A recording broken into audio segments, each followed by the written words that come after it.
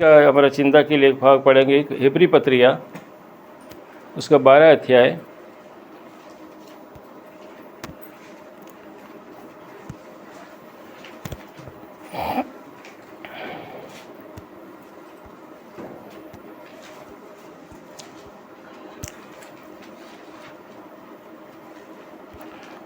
उसका पहला और दूसरा पद।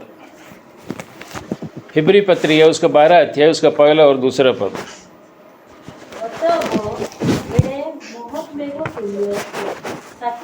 द्वारा बेष्टित हेबारु आस आमे माने प्रत्येक भारर सहजरे बेष्टनकारी पाप परित्याग करी विश्वासर नेता और सिद्धिदाता यीशु को लक्ष्य करी धैर्य सहकारे आममानकर गंतव्य पथरे धाममान हेउ।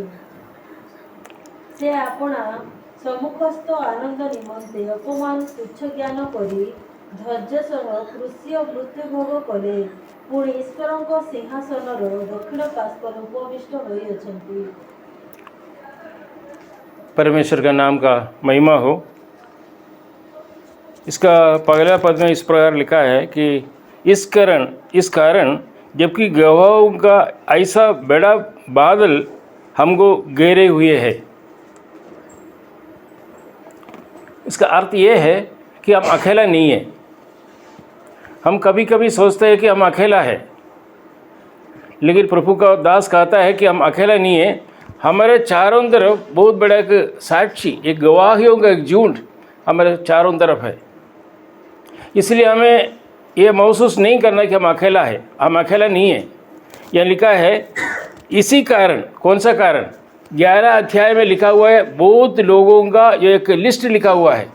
परमेश्वर के लिए जिया, परमेश्वर के लिए मरा, परमेश्वर के लिए अपने जीवन को समर्पण किया, ऐसा कुछ लोगों का जो लिस्ट जो है 11 अध्याय में हम देख सकते हैं। उसके बाद लिख रहा है कि इसलिए कारण क्या है। एक कारण 12 पद हमको लिखने का कारण ये है कि तुम लोग डरो नहीं, तुम भयभीत होने की जरूरत नहीं। तुम्हारे चारों तरफ बहुत बड़े बड़े झुंड मैंने रखा है। इसलिए लिखा है इस कारण जबकि गवाहों का ऐसा बड़ा बादल हमको घेरे हुए, तो आओ हर एक रोकने वाले वस्तु, हमें जो मसीह जीवन में हमारे जीवित यात्रा में अनेक वस्तु हमें रोक देते हैं, बल्कि हम नहीं चाहता कि उस वस्तु के साथ हमें चले, हम नहीं चाहता है। लेकिन लिखा है कि आओ हर एक रोकने वाली वस्तु और उलझाने वाले पाप को हमें दूर करना है। अभी हमें प्रिय भाई और बहनों में ये चिंता करना है। अगर उस गवाहियों का एक झुंड हम देखा है कि 11 अध्याय में उन लोग जैसे हमें भी अगर चलना है, उन लोगों के जैसे हमको भी जीवन बिताना है, उन लोगों के जैसे प्रभु के लिए साक्षी होकर जीवन बिताना है, प्रभु का दास कहते हैं कुछ विषय हमारा जीवन में चाहिए। कौन सा ऐसा विषय है जो ऐसा कुछ रोकने वाली कुछ वस्तु हमारे जीवन में, हमारे यात्रा का बीच सामने ऐसा कोई पत्थर पड़ा है जो हम यात्रा आगे नहीं कर पा रहे। हम यात्रा करते हैं, मसीह जीवन में हम यात्रा करते हैं। हम परित्राण पा कर जो है 5 साल 10 साल 15 साल हो गया, हम ये अभी जर्नी में यात्रा में है। लेकिन अगर ऐसे अभी चिंता करना है कि हमारे यात्रा का सामने, हमारे यात्रा को बंद करने का कोई ऐसा कोई विषय हमारे सामने है या नहीं। आज इस समय पर हमारे नीचे अवस्था को हम चिंता करें, हमारे जीवन किस प्रकार है। लिखा है आओ हर एक रोकने वाली वस्तु और उलझाने वाले पाप को दूर करो। कौन सा पाप? उलझाने वाले पाप। ऐसा कोई पाप है हमारे जीवन में? ऐसा कोई पाप है हमारे जीवन में जो एकदम हमारे साथ लगे रहता है, जो हम कितना भी कोशिश करने से भी वो पाप से हम अलग नहीं कर पा रहे। एक दिन प्रार्थना की, हम प्रभु का संतान एक बार प्रार्थना किया, प्रभु जी वो पाप और मेरे जीवन में नहीं आना। लेकिन फिर सुबह उठते समय फिर वही पाप की ओर हमें थोड़ा आग्रह हमारे जीवन में आ जाते वो करने के लिए। ऐसा कोई पाप है हमारे जीवन में? हम किसी को उंगली उठा के नहीं, अपना आप जो निजी जीवन को आज परीक्षा करना है। प्रभु यीशु ने जैसे दिया जीवन बिताया है, उनका स्वभाव के अनुसार हमें जीवन बिताना है। प्रभु यीशु ने कहा कि मैं पवित्र हूँ, तुम लोग भी पवित्र बनो, क्योंकि वो पवित्र था। वो पवित्र होकर इस दुनिया में रहा। 33.5 वर्ष इस दुनिया में रहते समय एक शब्द भी खराब शब्द उनके मुंह से नहीं निकला। दुनिया के सामने चैलेंज किया, अगर मुझमें कोई पाप है, अगर कोई ऐसा विषय मेरे मुख से आया है बताओ, लेकिन कोई उंगली दिखाने के लिए कोई किसी को हिम्मत नहीं हुआ, क्योंकि पवित्र प्रभु यीशु था। उन्होंने कहा था कि तुम जैसे मैं पवित्र हूँ, तुम लोग भी पवित्र बनकर जीवन बिताना मैं चाहता हूँ। अगर पवित्र जीवन अगर हमें जीना है तो हमारे जीवन में ऐसा कोई विषय जो उलझाने वाला पाप हमारे जीवन में है, ऐसा कोई वस्तु है हमें दूर करना पड़े।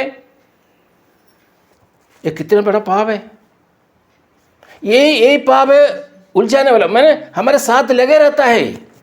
क्योंकि आज हम सोचते हैं कि नहीं खाना, लेकिन कल सुबह सुबह उठकर जो है वो नहीं होने से लैट्रिन नहीं जाएगा बोलते हैं, टॉयलेट नहीं जा सकता।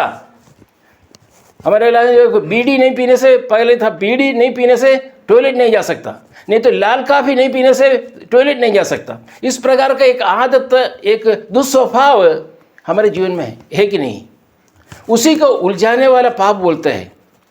मैं एक एग्जाम्पल बताया हूँ, ऐसा कई विषय हमारे जीवन में हो जो हमारा प्रभु यीशु मसीह को दुख देता है। हमें परमेश्वर को कभी दुख नहीं देना, कारण हमारे लिए प्रभु यीशु मसीह ने दुख उठाया, हमारे लिए प्रभु यीशु मसीह ने रोया, हमारे लिए प्रभु यीशु मसीह ने उनका आंसू बहाए आंखों से। प्रभु यीशु मसीह ने रो रो कर पिता से मांगा, मुझे क्यों परित्याग किया हो। उस समय भी उनका दृष्टि हमारे ऊपर था। उस समय अगर हमें इस उलझाने वाला पाप करके या कुछ ऐसा कोई वस्तु हमारा निरंतर यात्रा का जो रुकावट है, ऐसा कोई वस्तु हमारे जीवन में है, हमारा आगे की ओर जर्नी में है, तो मैं बताने के लिए चाहूँगा इस वस्तु को हमें दूर करना है। प्रिय भाई और बहनों, अगर हमें आत्मीय रीति में बढ़ना है, आत्मीय रीति में हमें शक्ति पाना है, अब पवित्र आत्मा का परिपूर्णता के साथ हमें आगे चलना है, दुनिया जैसे जीवन बिताते वैसा हमें नहीं जीना नहीं चाहिए। क्योंकि हम शरीर को जो भोजन देते है कि नहीं, सुबह दोपहर शाम को रात को हम खाना देते कि नहीं, खाना खाते कि नहीं, ये किसके लिए हम देता है, हमारे शरीर के लिए। शरीर कितने वर्ष तक है, उनका वैलिडिटी कितना तक है, 70 या 80 तक। उसके बाद ये मिट्टी में मिल जाएगा। जिसको हम खाना खिला रहे हो, जिसको हमें जो चिकन बिरयानी खिला रहे हो, वो जो है 70-80 वर्ष के बाद ये मिट्टी में मिल जाएगा। लेकिन नित्य युगान युग जो जीवित रहेगा हमारा आत्मा को हमने भोजन दिया कभी? आत्मा को हमने कुछ खाना दिया है? हम अगर गलत नहीं करना बोलकर हम दृढ़ निश्चय लेने के बाद भी वो गलत करने का कारण क्या है? हम आत्मा को एक दुर्बल अवस्था में, हमारा आत्मा, शरीर ताकत है उनका, वो शक्तिशाली हमारा शरीर, क्योंकि शरीर को भोजन मिल रहा है।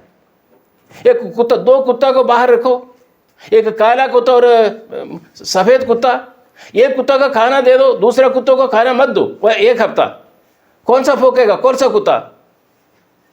सा कुत्ता भोंकेगा? जिस कुत्ता को हमने खाना दिया। जो कुत्ता को भोजन नहीं दिया 1 हफ्ता का, वो मुंह भी खोल नहीं सकता। वो भी कुत्ता नहीं है, वो कुत्ता भी है, ये भी कुत्ता है, लेकिन इनको मैं खाना देने से ये भोंक रहा है, लेकिन वो उनको खाना नहीं देने से वो नहीं भोंक रहा। इसके अंदर जो 2 कुत्ता है, एक हमारा शरीर, ये शरीर को हम खाना दे रहा है, लेकिन अंदर का जो आत्मा जो कुत्ता है, वो आत्मा को हम खाना नहीं दे रहा है। तो हमें एक आग्रह है, कोई भी चीज़ खाना हो या पीना हो, जो स्थान पर हमें नहीं जाना चाहिए, ऐसा स्थान पर जाना हो तो भी हमारे शरीर बोलते कि उधर जाना है, फिर आत्मा को खाने के लिए उनकी शक्ति नहीं, उनको बोल नहीं पा रहे, उनको मुंह नहीं खोल नहीं पा रहे, हमारे आत्मा का मुंह। कारण क्या है? हमें कभी कितना बार खाना दिया इनको, कभी खाना नहीं दे रहा हम। इसलिए वो जो अवस्था, ऐसा अवस्था है, वो मुंह खोल नहीं पा रहे हमारा मुंह। नहीं तो आत्मा का नियंत्रण में हम जीवन बिता सकते हैं। अगर गलत रास्ते पर नहीं जाना बोलने से नहीं जाएगा, क्योंकि ये जो शरीर से भी अधिक शक्ति पाकर हमारा आत्मा रहेगा, तो ये शक्ति ये शरीर के ऊपर पूरा पूरा नियंत्रण उस आत्मा लेगा। आजा आजा प्रिय भाई और बहनों, हमारा सबका विषय यही प्रॉब्लम, हमारा समस्या है। हम आत्मा के लिए हम भोजन नहीं दे रहा है। हम अगर सुबह अगर खाना नहीं खाए, सुबह अगर ब्रेकफास्ट नहीं खाएगा, हमको कितना दुख लगेगा, भूख लगेगा कि नहीं। तो हमें कभी सोचा था कि हमारा अंदर का आत्मा को भी 2 इडली कम से कम देना चाहिए बोल के, हमारे लंच का टाइम उनको जो आत्मा को कुछ भोजन देना चाहिए कि नहीं, शाम को कुछ देना चाहिए कि नहीं। कौन सा ऐसा भोजन हमको आत्मा को देना है? प्रभु का वचन पढ़ना है, प्रभु का साथ संगतियों के साथ हमें रहना है, थोड़ा आत्मीय रीति का बातें करना है, और प्रार्थना में थोड़ा समय व्यतीत करना है, इत्यादि विषय जो हमारा आत्मा को शक्ति मिलता है। ये शक्ति पाकर हम रह सकते हैं। इसलिए प्रिय भाई और बहनों, आज हमारा चारों तरफ कौन है? साक्षियों का बहुत बड़ा झुंड है। हमारे साक्षियों का झुंड गैलरी में बैठा हुआ है। ये दौड़ने का बारे में लिखा है, दौड़ने का विषय क्या लिखा उधर? और एक बार पढ़िए पद, ये पहला पद। एड़े मुह मेघतुल्य साक्षीମାନଙ୍କ द्वारा बेष्टिତ ହେବାରୁ ଆସ ଆମେମାନେ ପ୍ରତ୍ୟେକ ଭାର ଓ ସହଜରେ ବେଷ୍ଟନକାରୀ ପାପ ପରିତ୍ୟାଗ କରି ବିଶ୍ୱାସର ନେତା ଓ ସିଦ୍ଧିଦାତା ଯୀଶୁଙ୍କୁ ଲକ୍ଷ୍ୟ କରି ଧୈର୍ଯ୍ୟ ସହକାରେ ଆମମାନଙ୍କର ଗନ୍ତବ୍ୟ ପଥରେ ଧାବମାନ ହେଉ। हमारे किसको लक्ष्य करना है? किसको लक्ष्य करना है? हम अभी दौड़ रहे हैं। अगर दौड़ते हैं, प्लेग्राउंड है, प्लेग्राउंड में दौड़ते समय हम किसको देखेगा? आगे देखेगा ना, या जो लोग गैलरी में बैठा हो उनके लिए, उनके ऊपर चेहरे पर देखेगा। यहाँ पे क्या लिखा है? तुम्हारे लक्ष्य इधर उधर नहीं जाना चाहिए, तुम्हारा लक्ष्य एक लक्ष्य हो, मेरे प्रभु यीशु की ओर। उलझाने वाले पाप को दूर करके वह दौड़ जिसमें हमें दौड़ना है, धीरे से दौड़ो। इस कारण जबकि गवाहों का ऐसा बड़ा बादल हमको घेरे हुए है, तो आओ हर एक रोकने वाले वस्तु और उलझाने वाले पाप को दूर करने से हम क्या कर सकते हैं? हम दौड़ सकते हैं। हम दौड़ नहीं पा रहे, कारण क्या है? अगर हमारे मुंडी में अगर 50 बैग अगर सीमेंट रखेगा, हम दौड़ सकते हैं क्या? दौड़ सकते हैं नहीं। अभी हमारे सिर पे कितना केजी सीमेंट है? ये सीमेंट, कौन सा सीमेंट है? रोकने वाला वस्तु, जो भी रोकने वाला वस्तु आज हम लेकर बैठा है, ये छोड़ नहीं सकता। उसके बाद उलझाने वाला कुछ पाप लेकर है, ये कुछ वजन है इसका, 50 केजी वजन होगा इसका। ये 50 केजी वजन हमें मुंडी पे रख के अगर दौड़ो बोलने से दौड़ सकता है? दौड़ नहीं सकता। इसको हमें नीचे उधार कर रखना पड़ेगा। हम जो पकड़ कर रखा है, इसका सिवाय मैं जी नहीं सकता, इसके सिवाय मैं आगे चल नहीं सकता, इसके सिवाय मुझे रात में नींद नहीं आता, इस प्रकार का जो बहाना हम आज बोलते हैं, हमें क्या करना चाहिए? इस वस्तु को हमें उधारना है, इस वस्तु को हमसे निकालना है। जब तक हम निकालेगा नहीं, हम दौड़ नहीं पाएगा। आज हम नहीं दौड़ पा रहे, कारण क्या है? हम हमारे जीवन में, हमारे चिंता में, हमारे वातावरण में, हमारे चाल चलन में कुछ वस्तु है। हम इस स्थान पर हम बैठे हुए, हम सब अच्छे लोग हैं, लेकिन हम दो आने जाकर घर से बाहर जाकर 2 लोगों के साथ मिलते हैं, बैठते हैं, तो हमारा स्वभाव एक अलग रीति का हो जाता है। हमारा पुराना स्वभाव उस समय आ जाते हैं, हमारे बातों में, हमारे वातावरण में, चिंताधारा में वो जो पुराना वस्तु, पुराना पाप, उलझाने वाला पाप हमारे जीवन में आ जाते हैं। उस पाप के कारण, उस तो उलझाने वाला वस्तु के कारण बहुत बड़ा एक बोझ हमारे ऊपर है, उसी के कारण हम दौड़ नहीं सकता। लेकिन प्रभु कहता है कि तुम्हें दौड़ना है, क्योंकि एक प्लेग्राउंड में हमें क्या करना? चल के जा सकते हैं क्या? हमें दौड़ना पड़ेगा ना, है? दौड़ना है कि नहीं? हमें दौड़ना है। अगर दौड़ना है तो क्या करेगा? पैंट शर्ट पहन कर दौड़ सकते हैं क्या? क्यों लोग यूँ छोटा सा ये जट्टी पहनकर क्यों दौड़ते हैं? जो वजन जो है कम हो, वजन कम हो तभी हम दौड़ सकते हैं, हम जीत सकते हैं, विजय प्राप्त कर सकते हैं। उसी प्रकार हम एक जर्नी में है, एक यात्रा में है, उस यात्रा में हमारा हर एक वस्तु को हमें निकालना है। आज इस स्थान पर मैं पूछना चाहूँगा, हमारे जीवन में ऐसा कौन सा ऐसा स्वभाव है जो दुस्वभाव, जो हमें बता नहीं सकता है, ऐसा भाव है? कुछ ऐसा कुछ विषय हमारे जीवन में? पिछले दिनों का जो विषय सुनकर मैं आश्चर्य हुआ। या ऐसा कुछ विषय हमारे जीवन में है? कोई भी विषय हो, इस विषय द्वारा हम प्रभु को दुख दे रहा है। प्रिय भाई और बहनों, एक बार प्रभु यीशु मसीह ने हमारे लिए रोया, अभी उनको कम से कम उठकर हमारा ये जो उमरी गांव का ये जो कॉटेज मीटिंग द्वारा या हमारा असेंबली का द्वारा वो कम से कम थोड़ा सा आनंद हो, आनंद के लिए हम उनको आनंद दे सकते हैं।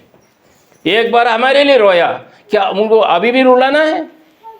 एक बार हमारे लिए रोया, एक बार हमारे लिए वेदना अनुभव किया, एक बार उन्होंने पुकारा पिताजी से, मुझे परित्याग कर रहे हो? इतना सब कुछ करने के बाद वो प्रभु यीशु को अभी भी हम रुलाना चाहते हो? कभी नहीं। बिल्कुल गलत है प्रिय भाई और बहनों। अगर हम छोटा सा गलत करते हैं, सोचता होगा कि कोई नहीं देखता, हमारे बीवी नहीं है, हमारे स्वामी नहीं है, हमारे बच्चे लोग नहीं है, ठीक है, लेकिन हमारे प्रभु यीशु को दुख दे रहा, इसका कभी भी प्रभु हमको माफ नहीं करेगा, कभी भी प्रभु यीशु मसीह हमको माफ नहीं करेगा प्रिय भाई और बहनों। इसलिए आज इस वचन के सामने हमारे नीचे अवस्था की ओर हमें देखना, उसका दूसरा पद की ओर हम आएंगे, और प्रभु यीशु को लक्ष्य करके हमें आगे चलना है। दूसरा पद,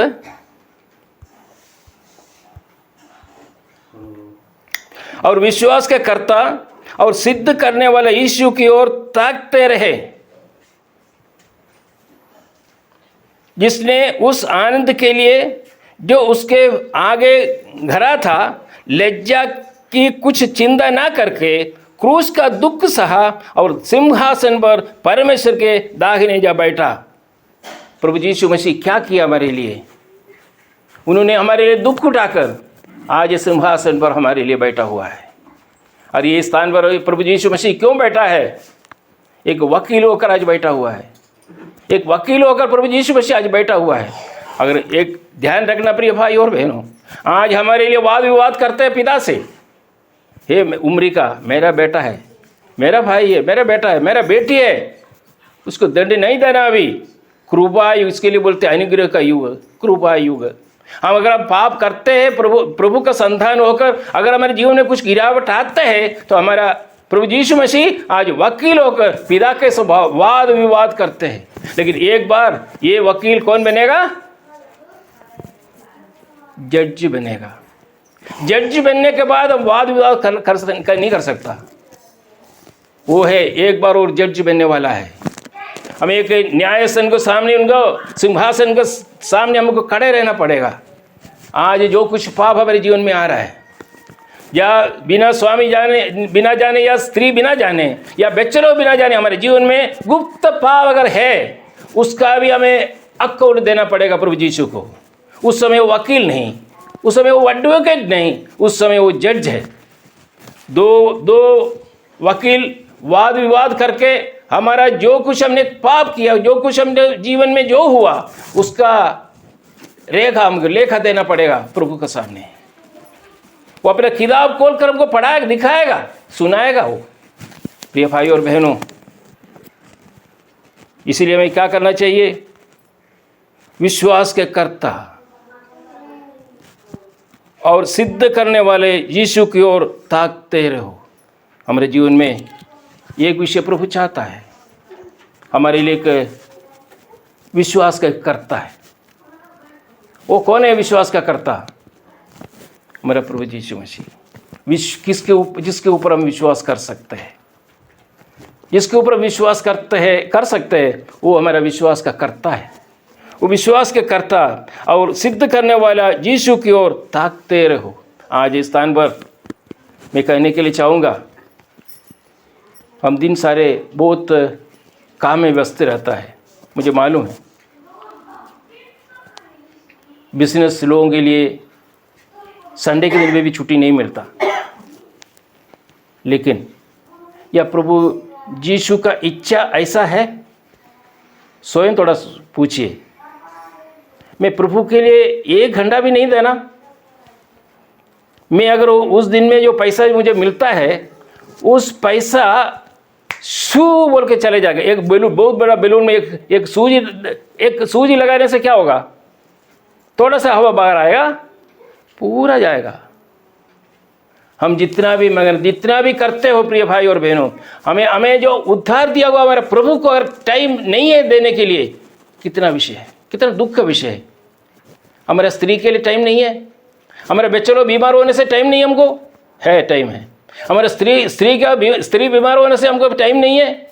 हमारे स्वामी के लिए हमें रात पूरा इंतजार बैठते नहीं है, बिना सोकर बैठते नहीं। अगर बुखार होगा तो बैठते कि नहीं? हम सब कुछ करते हैं कि नहीं? हमको कोई बताने की जरूरत है? शेखर भाई आके बताना है क्या? नहीं बहन वो कुमटी भाई क्या तबीयत ठीक नहीं, तुम थोड़ा देखना है, बोलना है क्या? बोलने की जरूरत नहीं है ना, ऑटोमेटिकली हो जाता है कि नहीं? लेकिन हमारा प्रभु को 1 घंटा समय देने के लिए हमारे पास नहीं है, तो हमारे जीवन में, हमारे मसीह जीवन में उसका फल शून्य है। हम हीरो बन सकते हैं प्रिय भाई और बहनों, लेकिन प्रभु का सन्निधान पर जीरो बनना बहुत आवश्यक है। हम दुनिया में हम हीरो होगा, हम सबके सामने हीरो बन सकते हैं, लेकिन प्रभु का सन्निधान पर, प्रभु का अगर आशा, प्रभु का आग्रह, थोड़ा समय के लिए अलग करके प्रभु के चरणों पर हमें बैठना बहुत आवश्यक है। कौन सा ऐसा विषय है जो हमें प्रभु से हमें दूर रखता है? कौन सा ऐसा विषय हो सकता है कि मेरा पढ़ाई भी हो सकता है कि मेरा कंपनी का काम, हो सकता है कि मेरा बिजनेस, हो सकता है कि कोई अन्य कोई विषय मेरा जीवन में हो, लेकिन सबसे पहले हम किसको समय देना है? प्रभु यीशु को देना या नहीं देना? किसको हमें ज़्यादा इंपॉर्टेंस देना है? हम अंधकार में पड़ा था, जो पाप में जीवन बिता रहा था, जो दुष्टता से भरा हुआ जीवन बिता रहा था, प्रभु यीशु स्वर्ग का सारे महिमा को छोड़कर पिता का गोद में बैठे हुए प्रभु यीशु मसीह इस दुनिया में आया। पिता ने बोला कि तुम जाओ, तुम जाके जो काम है करके आओ। उन्होंने अपना प्राण दिया कालवरी क्रूस पर। उस प्रभु यीशु को लिए 1 घंटा प्रभु के चरणों पर बैठने के लिए हमारे पास समय नहीं। आइए प्रिय भाई और बहनों, हमारे नीचे जीवन को आज थोड़ा परीक्षा करें। हो सकता है अभी तक जो कुछ विषय है हमारे जीवन में हुआ, आगे एक निर्णय लेना है। नहीं, मेरा प्रभु, मेरा यीशु वो विश्वास का करता है, वो वायदा करने वाला है, वो दोबारा आने वाला है। आकर मुझे उद्धार दिया हुआ प्रभु यीशु है। इस दुनिया में कितने महात्मा लोग जन्म हुआ, जानते हो ना हम लोग? कितने महात्मा लोग इस दुनिया में जन्म हुआ, हाथ फैलाकर मृत्यु द्वारा इस दुनिया से अलग हुआ। लेकिन हमारे प्रभु यीशु मसीह इतिहास के अंदर एक व्यक्ति का कब्र अभी भी खुला पड़ा है। एक व्यक्ति का, किसका है? हमारे प्रभु यीशु का। किस लिए था? हमें उद्धार देने के, हमारा प्रभु का संतान बनाने के लिए। हमारा संतान बनने के बाद हमारा पिता कौन है? प्रभु यीशु है। प्रभु यीशु जो कहता है उसी के अनुसार हमें चलना होगा। प्रभु यीशु ने कभी किसी को भी ऐसा अनाथ नहीं छोड़ेगा नहीं। प्रभु यीशु ने कहा कि तुम धैर्य रहो, साहस बंधो, मैं तेरे संग रहूंगा। अनेक भक्त लोग, अब्राहम हो, इसहाक हो, याकूब हो, योसेफ हो, दानियल हो, दावीद हो, जितने हमारे भक्त लोग देखो, उनका हिस्ट्री पढ़ो, इनकी इतिहास तरह पढ़ो। उनके जीवन में बहुत परेशानी था, कठिनाइयाँ था, समस्या था, पाप, बहुत कुछ विषय था, लेकिन प्रभु के लिए समय दिया हो, प्रभु के साथ रहा हो। प्रभु उन लोगों का सबको अनुग्रह किया। दानियल के बारे में हम जानते हैं, आग के अंदर गिरा था, अभी भी उनका विश्वास ये नहीं किया, विश्वास में दृढ़ रहा। योसेफ, अपने भाई लोग सब उनको तिरस्कार किया, अपना परमेश्वर को छोड़ा नहीं। पोतीफर के पास गया, पोतीफर का वहाँ जाके उनको परेशान हुआ, जेल में जाना पड़ा अपना। उस समय भी जेल में कारागृह में रहकर भी जोसेफ ने क्या बोला, मेरा यहोवा मेरे संग है, मेरे साथ है। तो वो तो परेशानी आज हमारे जीवन में नहीं है ना। इतना प्रभु ने अनुग्रह किया है हमें। कुछ 10 साल 15 साल का थोड़ा देखो हमारे विषय, हम कैसे था आज कैसा है, कौन अनुग्रह किया, हमारे प्रभु अनुग्रह किया। तो प्रभु को एक समय देगा नहीं। हम एक घर में जाकर एक गिलास पानी हम पीने के बाद क्या बोलते हैं हम लोग, थैंक्स बोलते कि नहीं, साधारण रीति में। अगर प्रभु ने इतना कुछ किया हमें थैंक्स देना नहीं, आज हम भूल जाते हैं। प्रिय भाई और बहनों, मैं समाप्त कर रहा हूँ। हमारे जीवन की ओर हमें देखना बहुत आवश्यक है। अभी इसराइल का विषय हम देखते समय अंत्य समय आ गया है और एक युद्ध होने का है। इसराइल का विषय हम जानते हैं, हमारा केरल से भी छोटा एक राज्य है। अनेक राज्यों को जो हिला कर रखा हुआ है, अनेक राज्य 22 मुस्लिम राष्ट्र, उसके मुस्लिम राष्ट्र के बीच में हमारा इसराइल है। हमारा अनडिवाइडेड कोरप डिस्ट्रिक्ट है, उतना नहीं है हमारा इसराइल। इसराइल का परमेश्वर हमारा परमेश्वर है। इसराइल ने, यहोवा ने कहा इसराइल को, सभी लोग तुमको परित्याग करेगा, मैं तेरे संग रहूँगा। मैं कहने का मतलब हमारे प्रभु यीशु मसीह के आगमन बहुत निकट है और ज़्यादा समय नहीं है। और जो हमें जो दिया है आरोग्य, चंगाई, सब कुछ, हमें थोड़ा समय प्रभु के लिए हम दें। प्रभु ये वचन द्वारा प्रभु हम सबको अनुग्रह करें, आशीर्वाद करें। प्रभु का नाम का महिमा हो, आमीन।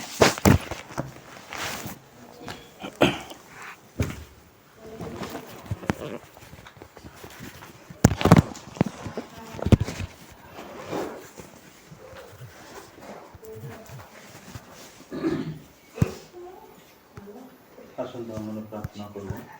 आहे आमर प्रेममय स्वर्गस्थ